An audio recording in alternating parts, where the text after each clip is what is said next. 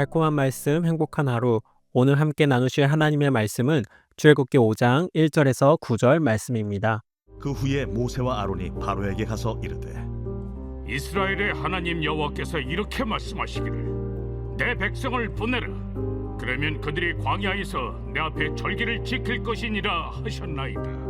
바로가 이르되 여호와가 누구이기에 내가 그의 목소리를 듣고 이스라엘을 보내겠느냐? 나는 여호와를 알지 못하니 이스라엘을 보내지 아니하리라. 히브리인의 하나님이 우리에게 나타나셨은즉 우리가 광야로 사흘길쯤 가서 우리 하나님 여호와께 제사를 드리려 하오니 가도록 허락하소서. 여호와께서 전염병이나 칼로 우리를 치실까 두려워하나이다.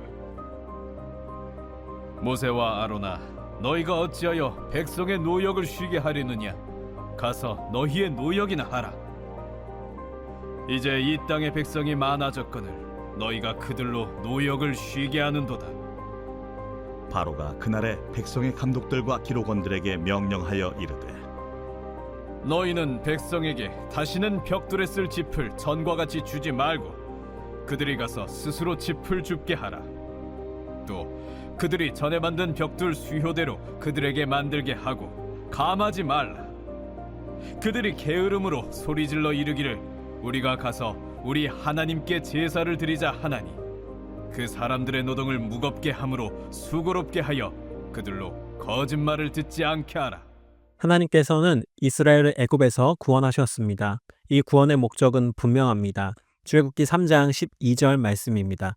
하나님이 이르시되 내가 반드시 너와 함께 있으리라. 내가 그 백성을 애굽에서 인도하여 낸 후에 너희가 이 산에서 하나님을 섬기리니 이것이 내가 너를 보낸 증거니라.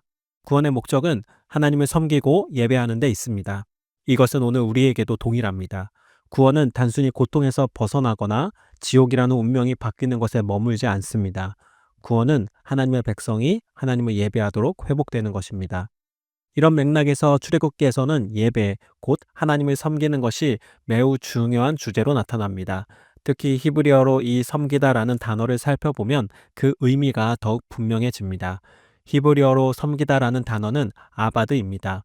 방금 보았던 3장 12절에서 하나님을 섬기겠다는 이야기를 할 때에도 이 아바드 단어가 사용됩니다.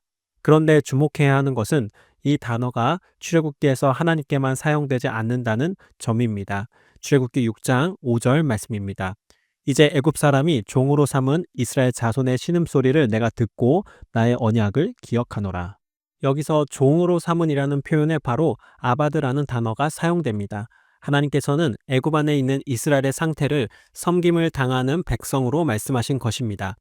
즉 애굽에서 바로를 섬기던 이스라엘을 구원하셔서 하나님을 섬기는 백성으로 이끄시는 것이 출애굽의 의미입니다. 이 관점에서 보면 출애굽의 과정도 새롭게 이해할 수 있습니다. 출애굽의 여정은 단순히 구원을 받는 과정에서 겪는 어려움이 아니라 하나님을 섬기는 길로 나아가면서 겪게 되는 어려움과 시험을 보여줍니다. 특별히 오늘 본문 속에서 그 어려움과 시험이 구체적으로 무엇인지 우리에게 보여줍니다. 본문의 내용은 모세와 바로의 대화입니다. 모세는 이스라엘 백성이 하나님을 섬겨야 한다고 말합니다. 그러나 바로는 이를 허락하지 않습니다. 출애굽기 5장 5절 말씀입니다. 바로가 또 이르되 이제 이 땅의 백성이 많아졌거늘 너희가 그들로 노역을 쉬게 하는도다 하고 바로는 하나님을 섬기러 가는 것을 용납하지 않습니다. 더 나아가 하나님을 섬기는 일이 자신의 일을 방해하는 것으로 여깁니다. 여기서 우리는 한 가지 중요한 사실을 보게 됩니다. 하나님을 섬기는 일은 세상이 쉽게 허락하지 않습니다. 두 주인을 동시에 섬길 수 없다는 원리는 하나님께서만 말씀하신 것이 아니라 세상 역시 우리를 자기에게 묶어두려 하기 때문인 것입니다. 결국 우리는 누구를 섬길 것인지 선택해야 하는 자리에 서게 됩니다. 또한 바로가 행한 일을 보면 그리스도인이 어떤 시험을 마주하게 되는지도 구체적으로 드러납니다. 출애굽기 5장 9절 말씀입니다. 그 사람들의 노동을 무겁게 함으로 수고롭게 하여 그들로 거짓말을 듣지 않게 하라. 바로는 노동을 더 무겁게 하여 이스라엘 백성이 모세의 말을 들을 여유조차 없게 만듭니다. 삶의 무게로 인해 하나님의 말씀을 듣지 못하게 하는 것입니다. 이 모습은 오늘 우리의 현실과도 닮아 있습니다. 세상의 일은 점점 더 많아지고 바빠집니다. 교회를 섬기고 하나님을 섬기라는 말은 현실적으로 어려운 이야기처럼 들리기도 합니다. 마치 오늘날에도 바로가 살아있는 것처럼 느껴질 때가 있습니다. 우리의 삶을 더욱 바쁘고 무겁게 만들어 주님의 말씀이 멀게 느껴지고 현실과 맞지 않는 이야기처럼 들리게 하기 때문입니다. 이어서 이스라엘 백성의 반응을 보면 이 이야기가 더 이상 옛날 이야기만은 아니라는 사실을 깨닫게 됩니다. 출애굽기 5장 21절 말씀입니다. 그들에게 이르되 너희가 우리를 바로의 눈과 그의 신하의 눈에 미운 것이 되게 하고 그들의 손에 칼을 주어 우리를 죽이게 하는도다. 여호와는 너희를 살피시고 판단하시기를 원하노라. 백성들은 모세와 아론을 원망합니다. 심지어 하나님께서 그들을 판단하시기를 원한다고 말합니다. 참으로 아이러니한 장면입니다. 하나님의 말씀에 순종하는 사람들이 오히려 비난을 받습니다. 그러나 이 장면은 모세와 아론의 잘못을 드러내기 위한 것이 아닙니다. 또한 백성을 돌보지 않는 사역자의 모습을 보여주기 위한 것도 아닙니다. 이 장면은 바로가 얼마나 악한 마음으로 백성을 억압하고 있었는지를 드러냅니다. 이스라엘이 어떤 왕을 섬기고 있었는지를 보여줍니다. 그리고 그 섬김에서 돌이켜 하나님께로 나아가는 것이 바로 구원임을 보여줍니다. 그럼에도 불구하고 백성들의 비난은 바로가 아니라 모세와 아론을 향합니다. 자신을 힘들게 하는 근본적인 원인이 무엇인지 보지 못한 것입니다. 오늘 우리도 비슷한 마음을 가질 수 있습니다. 누군가 우리에게 하나님을 더 섬기자고 예배의 자리로 나아가자고 권면할 때 마음이 무거워질 수 있습니다. 세상의 일도 힘든데 더 섬기라는 말이 부담처럼 들릴 수 있습니다. 그 권면을 하는 사람을 이해하지 못하고 사랑이 없는 사람처럼 느끼게 될 수도 있습니다. 모세와 아론을 향해 판단해달라고 외치던 이스라엘의 모습과도 닮아 있습니다. 그러나 출애굽기는 한 가지 진실을 분명히 보여줍니다. 세상이 어떤 마음으로 사람을 붙잡고 있는지를 드러냅니다.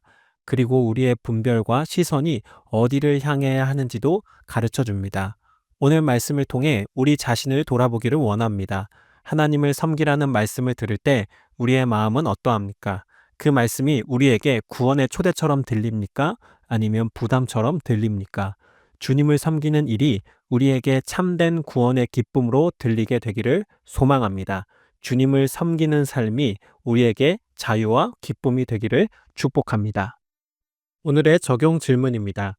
하나님을 섬기라는 권면이나 말씀을 들을 때 나는 그것을 구원의 초대로 받아들이고 있는지 아니면 삶을 더 무겁게 만드는 부담으로 받아들이고 있습니까? 그 마음의 이유는 무엇입니까? 두 번째, 지금 내 삶에서 하나님보다 더 많은 시간과 마음을 빼앗으며 나를 붙잡고 있는 섬김의 대상은 무엇입니까? 정직하게 나는 누구를 섬기며 살아가고 있습니까? 우리 함께 기도하시겠습니다. 하나님 아버지, 우리를 죄와 어둠에서 건져내시고 주님을 섬기는 백성으로 부르신 은혜에 감사드립니다. 때로는 삶의 무게와 분주함 속에서 주님을 섬기는 일이 부담처럼 느껴질 때가 있음을 고백합니다. 우리의 마음을 새롭게 하셔서 주님을 섬기는 것이 참된 자유와 기쁨임을 깨닫게 하여 주옵소서. 세상이 주는 수고와 염려에 마음이 빼앗기지 않도록 우리를 붙들어 주시고 우리의 시선이 언제나 주님을 향하게 하여 주옵소서. 우리의 삶의 주인이 오직 주님이심을 날마다 기억하며 살아가게 하시고 예배하는 삶으로 주님께 영광 돌리게 하옵소서. 예수 그리스도의 이름으로 기도합니다. 아멘.